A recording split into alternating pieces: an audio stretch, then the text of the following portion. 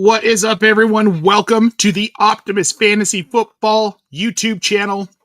I am Nate Polvogt, and I am joined today by my co-host, the one and only Mr. Keith Flemming. Keith, how are things over there in Georgia, buddy? Ready for the weekend? Yeah, they're good, man. I got the memo about the backwards hat club look that we got going on right now. So, just two white boys with their hats turned on backwards. Right. Nothing cooler than that. Yeah, it's funny. I got this hat from Temu, right? It's a Quicksilver hat. And I was like, oh, yeah, this is awesome, dude. It's like a $5 hat. This will be sweet. You get it. I can't wear it forward. It looks awful. This is the only way I can wear it. So I had to bust it out. I wanted the blue today because it's a beautiful day. It's going to be a beautiful weekend, Keith. It's already a really great start to week one, man. That game last night, I mean, depending on which side of it you were on, if you're a Packers fan, you were very excited with the results of that one. If you were a Commanders fan, there are definitely some questions about this team right now. I mean, 27-18, and it wasn't even remotely that close, Keith. What were your biggest takeaways on the Washington Commanders side from this game? I would hate to be a Cowboys fan or Jerry Jones because, man, what a difference an elite, like one of the best pass rushers in football makes. That Packers defense looks incredible. And it's 2 weeks in a row where they've played elite offenses, playoff teams last year that, basically had everybody coming back and they shut them both down. So I would be very disappointed in that. The Packers, I think, are real Super Bowl contenders. Kevin Tompkins not here, so I can say that out loud. And for the Commanders, I don't know. I go back and forth. They're an older team, which concerns me. Like we saw, Eckler obviously is out for the year, and now it brings up legitimate questions if trading Brian Robinson was the right idea. It feels like maybe that's going to come back to haunt them, but I'm not so worried about like Daniels. I know some people have said he hasn't looked as sharp. I mean, he's played two really good pass rushes. The offensive line's held up okay. But I think more than anything, they just don't have any playmakers down the field, or at least they're not been able to unleash, McLaurin yet, because everything's after the catch right now. And thank God they got Deebo Samuel. I think they'd have a real hard time moving the ball. Oh, they wouldn't be able to move the ball at all right now. With Eckler done, have we gotten an official word on that injury yet, Keith? I haven't seen anything today. I mean, just as somebody who's a pretty big basketball fan, that's an Achilles. I've seen it a million times. They always react the same way. I would be shocked if he didn't tear his Achilles, and unfortunately, he's done for probably a full year. Look, man, if Austin Eckler tore his Achilles, I think that's probably it for him. Well, He's already 30 years Yeah. old. He's already slowing down. We were already talking about how much longer he'd be around. He'll be taking playing. our jobs as a fantasy football analyst. Like, I know he's another one of those guys that plays fantasy football and stuff, so. Oh, he's from right up the road from us. He grew up in Greeley, where Jen went to college, University of Northern Colorado. Head coach Ed McCaffrey, in case anybody was curious, Christian's father, for those of you who are too young to know when he played in the NFL. Dude, he was a beast. He was a beast. And so this is something interesting about him. He cut a lot of the padding out of his shoulder pads because he felt like they were too bulky. And then he didn't wear any pads on his legs. Like, he didn't wear like the hip pads or anything. God. Yeah. So, I mean, when he was taking some of those hits, dude, he was taking them almost bare. Like, he basically wasn't padded. Wouldn't be able to do that. It kind of felt like a lot of the Commanders just weren't padded last night. They were just getting beat around. And like, to your point, Micah Parsons was a massive difference maker in that game. But then you have to wonder, like you were saying, they don't have the down the field guys. Noah Brown, how many targets did he have? Daniels kept going to Noah Brown. It was like Terry McLaurin didn't exist. Zach Ertz getting some love. He had 64 receiving yards, led the team in receiving yards, 6 total catches. Do you think Washington can right itself? I mean, their schedule isn't incredibly difficult moving forward. I mean, are you talking about like right themselves to where they have a chance to make the playoffs, or right themselves where they're a real contender? Where they're a real contender? Is this a team that can be a contender like they were last year? No, I don't think so. No, I mean, I just think the top of NFC is really good. Like I think the Rams are really good. Obviously, the Packers are very good. Uh, I think Tampa Bay, as much as it pains me to admit it, like once they get Worf back, that's going to be a really good football team. And at the end of the day, like the you know real talent in the NFL is in the AFC. Like there's five, six AFC teams that I think would have a legit chance to be the number one seed in the NFC. So I don't think they had like real Super Bowl aspirations. And the real thing is you just want to make the playoffs. You just want to make sure Daniels doesn't have the lull that like CJ Stroud did last year. And if week one was any indication, he's still going through that sophomore slump. So I just want to keep things moving and hopefully continue to, surround him with weapons and build up that team. He's so young, like, just be Yeah. happy with what you got. Oh no, I 100% agree, and I think I think they can still be a contending team, but Bill Krosky Merritt's going to have to play pretty out of his freaking mind, and they're going to need Jeremy McNichols to step up too, which I don't know how possible that necessarily is. All right, I want to get to a question in the chat. We've got Aaron Hudson over on YouTube popping in. Keith, full PPR. Would you give Kenneth Walker and Adams, I'm going to assume Devontae Adams, for Josh Jacobs and Chris Olave, or even just Jacobs straight up? Other running backs are A-Chain, Mixon, Dylan Sampson, Caleb Johnson. Wide receivers are CeeDee Lamb, Lad McConkey, and Jalen McMillan, and Darnell Mooney, Brandon Ayuk, and Jordan Addison. How do you feel about this? I mean, I appreciate him with context matters because he's taking the L in the trade, but I understand why he's doing it. And I think that it's acceptable here. Like all reports are Joe Mixon may not play a snap this year. I think Sampson's going to lose a lot of that volume and stuff that he saw week one once Jukin starts playing.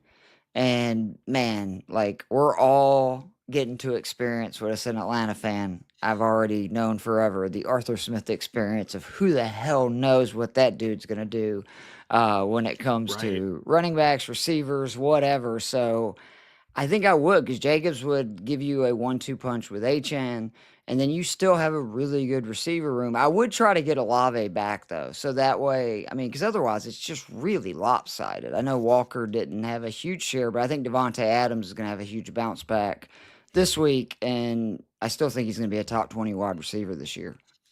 Well, and we're acting like Kenneth Walker's just completely dead. I mean, come on. Right. Zach Charbonnet is not going to take over this backfield.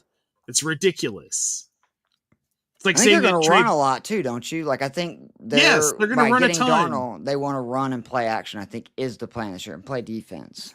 For Darnold to be successful, they have to run the ball a lot. That's why Minnesota was so successful with him last season. Yeah, I'm with you. Olave is kind of whatever for me. I don't know that I mean, yeah, get him back, then maybe move him if you need to move a player later. I just don't see the value in that offense with Olave, Keith. My real big issue is I think it's Juwan Johnson as the wide receiver one. He's the number one target. 11 targets last week. I don't think that was coincidence. I think Spencer Rattler likes him. I think that's going to continue, and I don't. Yeah, but Olave got 13 targets last week. Yeah, and how did Olave do with those targets? I mean, he caught 7 for 54. If it's a PPR, it's a full PPR league. It's a pretty high floor week to week. You're right. Like, he's not going to have monster games because he's got nothing at quarterback. But I do love guys like that. They're going to get volume, and the Saints stink, so they're going to be down and throwing. Like, there's going to be so many games that are in like a huge pass-heavy script in the second half. So I would like to at least get him back again because I'm giving up, Adams. And again, Walker, I'm with you. Like, I don't think he's dead. Like, I think that there's still potential actually for both of those Seattle backs to be relevant. Like, there's a good chance they could end up being another like Montgomery, Gibbs situation if Seattle can, just get up and kind of stay in or have the lead in most games. Well, and I think too, Josh Jacobs just flat out, he's a higher priced asset. I mean, in any format, I'd rather have Jacobs over Kenneth Walker. So for me, ultimately, that's what makes the deal for me. And you're going to have to pay up a little bit. And I feel like that's what Adams is. And Olave's fine. I mean, If you know when to start him, you know what week to start him. I have no issue with that. All right, Keith, let's talk about what we've got coming up this week. The first game I want to talk about, New York Giants at the Dallas Cowboys. The reason I want to talk about this one is because something that Brian Daboll said earlier in the week, or I guess failed to say, he wouldn't stand behind Russell Wilson as the starter going forward. Now, there's been no announcement. There's been nothing that said anything other than Russell Wilson will start. However, hearing the lack of confidence from Brian Daboll, do you think there's a chance if this game goes sideways early and Russell Wilson looks as bad as he did last weekend, that they yank him for Jackson Dart? I think the real question is, does Andrew Thomas play?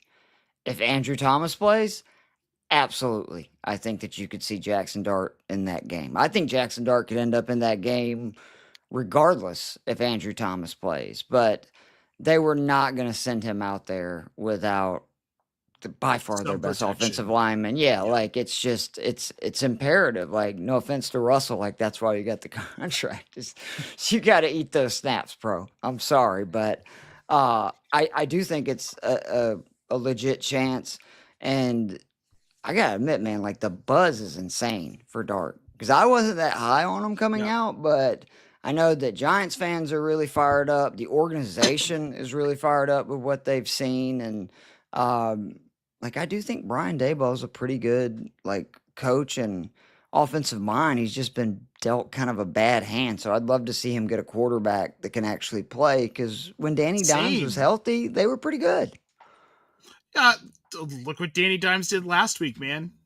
Craziness. Albert Mariquin dropped in the chat. What is up, Albert? It's good to see you. Andrew Thomas is doubtful. Yeah, so I do not think he will play this week. I think they will wait. All right. Yeah. I want to see him. I'm ready. I'm ready for some Dart action. We've got Kyle Siebert audio wanting to know Khalil Shakir or Quentin Johnston. I'm going to assume PPR as much as I hate assuming things, Kyle. But if we're talking PPR, really, it doesn't matter. It's Quentin Johnston for me. Yeah, I, talked about this on the Stats You Need to Know show with the lovely Casey from both Fantasy Six Pack and Optimus Fantasy. But I didn't realize that the last month of last year, there was Quentin Johnston, top 5 wide receiver in yardage. You know who else was in that class was Kayshon Boutte. So, like, to see both of those guys, quote unquote, have surprise breakouts week one, it's like, no, it's kind of just a continuation of what we saw last year. And it was confirmed the Chargers are going to be more pass heavy this year. And I do have concerns like that people are so fired up about like Keon Coleman. Look, the Bills are not going to be throwing that much in very many games. It's going to be rare you're going to see them in a situation where they're that pass heavy in the second half, because we've seen for the last 2 years, they want to run it with Cook and Allen, control the clock, play action, throw in passes here and there, but they're not just going to be slinging it all over the place unless they get in a situation like they did last week, and I don't expect that to happen against the Jets. Here's where we're going to differ, because I kind of do expect it to happen against the Jets. Ooh. Because, well, here's why, though, because the Buffalo's defense isn't very good, right? Like, they're just not that good. They got run all over by Derrick Henry and Lamar Jackson, which that's Derrick Henry and Lamar Jackson, but the Jets have Justin Fields and Breece Hall and Braylon Allen. There you go. Right? So they've got 3 guys that they can run the ball down Buffalo's throat. And if they do that, it's going to turn into a second half air show, slugfest, something. But I think there's going to be enough volume there where, maybe not so much Shakir, but I think Keon Coleman specifically, I think he's north of 10 targets again. I just feel like this is a game where it's going to happen. And again, I know we differ here. We're going to move on to Casey. That's what friends can argue. It's no problem. We can. It's fine. It's fine. We've got Casey Olinger. Keith, he wants to know, should he start Bo Nix over Aaron Rodgers? I would have to, because again, I just always want the rushing upside, and Bo's going to do that. And I think that they're going to be a little upset about week one. They looked awful. This week's going to say a lot, actually, about Denver offense, because if he has another rough week, there's a lot of sophomore slumps with quarterbacks and players in general, and Bo Nix exceeded all my expectations last year. But I still just, I've got to go with the guy that can run. And not to mention Pittsburgh's playing Seattle, who got gashed, by the run last week. So I would think that Arthur Smith's going to try to run it a good bit in this game. He is a good play caller, even if it's infuriating, with the usage of his players. Yep. Oh, I agree. All right, let's move on here. We have got a real evil gopher over on He is evil YouTube. asking this question. Bijan or Derrick Henry rest of season in PPR? This is a tougher question than I maybe would have thought it would be, just because of Bijan's PPR upside. I mean, I really think that rushing wise, him and Tyler Algier are going to be splitting a lot of the load. Saw it But week one. Saw it week one. People keep trying to tell me that, oh, it won't happen again. It won't happen again. No, it's going to happen all season. That was last season too. It was almost a completely 50-50 backfield. It's going to be that again. And that's fine for fantasy because Bijan Robinson's PPR upside is huge. I think I'm going to go with Bijan. Every time I doubt Derrick Henry, he shows me I'm wrong. And not to mention, I'm sure if I pick Bijan here, he'll get injured next week. So I'm going to go with Derrick Henry. The dude is a unicorn. And I think that the one thing people are missing from last week is I thought that was the best we've seen Baltimore's offense maybe ever look. And if Zay Flowers stays healthy this year, because that was really what undid their season. I believe last year was Flowers getting injured. They have a receiver that's unstoppable, and then just the Lamar Henry, good luck, man. And I think Derek is out to kind of, prove people that running backs can keep doing it even after going over that carry number, because this will be the third time in his career I think he's hit that 350 or 375 number, and then just came out the next year and again balled out. Well, look, and this isn't a slight on Derrick Henry whatsoever. I think that if you're having to make this decision between Bijan and King Henry, you're doing just fine. Yeah, who's your other running back if you're making this decision? I don't know. God, what a team, man. What a team. We've got Caden also on YouTube. Start Marvin Harrison Jr. or Emeka Egbuka this week. I'm going Egbuka. Chris Godwin, doubtful, but we know he's not playing. I want all that Egbuka action. Yeah, I think you'd assume that Stingley's going to cover Evans, which that is the one hesitation I have. But the other thing is just we saw, Carolina has now allowed 200 plus rushing yards in 6 straight games going back to last year. So I think you're going to see a very heavy dose of Trey Benson and James Conner this week, and they're going to be up early and often. And then again, as a Falcons fan, man, watching up close, Buka, dude, he's the real deal. All the hype was worth it. And he called his touchdown. I don't know if you read that, on the game-winning, basically, touchdown. He said to the guys on the sideline, literally the play before, he's about to catch a game-winning touchdown. Wow. Well, good for him. Look, dude, I'm very high on him. I love Emeka Egbuka. The landing spot seemed a little weird to me at first when Tampa Bay drafted him, but now it makes just all of the sense in the world. We've got Jimmy Prague in the chat saying Dart was my number one rookie QB over Ward all offseason. People said I was nuts. I'll be the one laughing. Look, I'm not going to go that far, but I do think Jackson Dart has a very, very, very bright future in this league. We've got Engineer. Would you trade Dylan Sampson, Matthew Golden, and Jameson Williams for Emeka Egbuka? That's a steep price. Are we talking dynasty or season long? Because if we're talking season long, I'm okay with it. If we're talking dynasty, there's no way. Yeah, I can't. There's no way I'm giving Golden. And again, I still think J-Mo is going to end up being one of the best wide receivers in football. They just gave him the bag. And also, don't forget, they're playing the Bears this week, who played the most man defense. Week 1, J-Mo shreds man defense. Look at his games versus the Bears last year. So, for season long, I understand it. Dynasty, I can't do it. Season long. So, yes. Yeah, I'm okay with it, yeah. All right. Let's see what else we got here. We have got Kill4Y123. Be honest, is my team making it to the playoffs? Kyler Murray, Chase Brown, Jahmyr Gibbs, A.J. Brown, Marvin Harrison Jr., Hollywood Brown, David Njoku. I mean, it depends on the rest of your league. That's a pretty decent team. You're pretty dependent on that Marvin Harrison Jr. Kyler stack to work out. So if one of them gets hurt, you're probably pretty screwed. But all in all, I don't hate the lineup.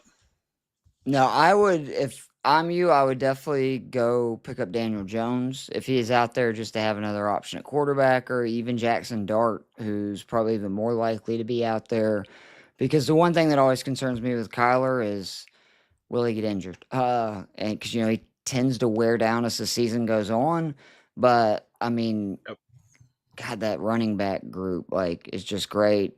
I don't know if Yeah. you saw the stat about Chase Brown, that he actually had negative 46 yards. Basically, what is it?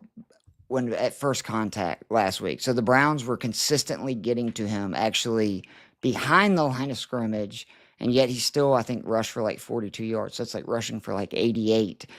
And he's going to have a lot better matchups to come. And he was also on the field more than any running back in terms of snap share. So I love that Brown Gibbs, and I'm not worried about A.J. Brown at all. He's going to end No. up being just absolutely fine, despite the, kind of donut type game week 1.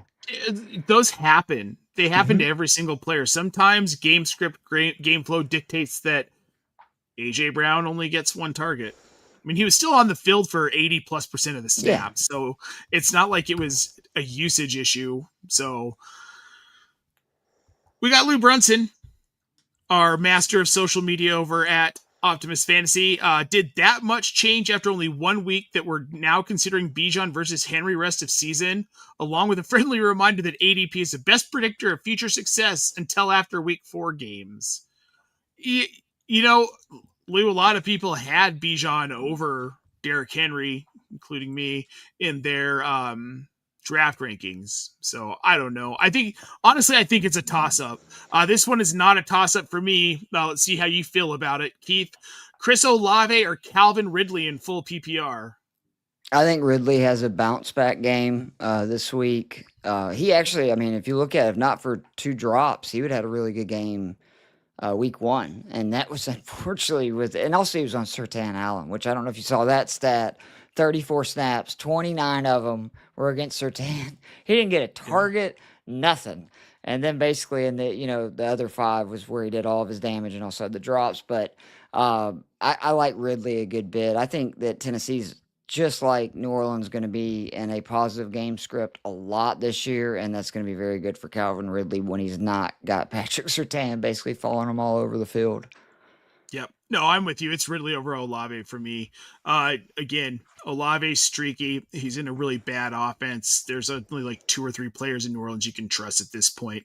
We're going to roll on to Kobe on YouTube. What's going on, guys? Got Brian Thomas Jr., Mike Evans, T. Higgins as my receivers.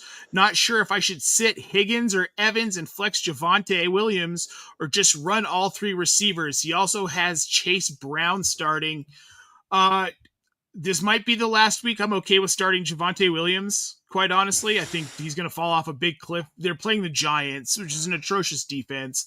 But Especially let's be honest, dude. If Jalen Carter doesn't get tossed out of that game, there's absolutely no way Javonte Williams goes off like that. No chance.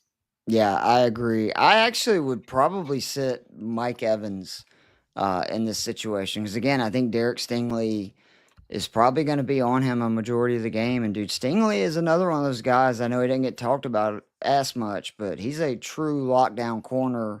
Yep. And I think T and the Bengals are in for a big bounce back. Same thing for BTJ. I think he's going to obviously have a bounce back. And that's great because they're playing against each other. So that's going to be kind of a little shootout. And I'm with you that, why not play Javonte this week? It's a great matchup. He's feeling good about himself. The Cowboys feel good about him after his performance last week, so he's going to get touches. And you might as well use him while he is fantasy relevant. Yeah.